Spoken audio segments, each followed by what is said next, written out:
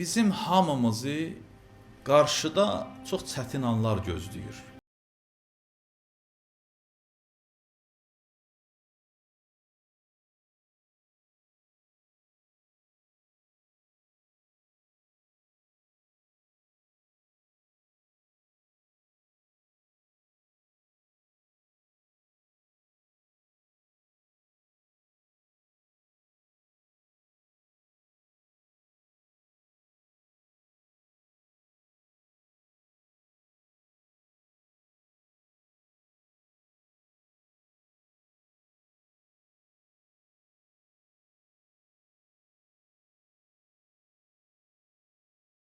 Bir adam ki İmam Ali, İmam Həsən, İmam Hüseyin onu tapşırır Cənab-ı Əzrailə ki, bunun canını asan al.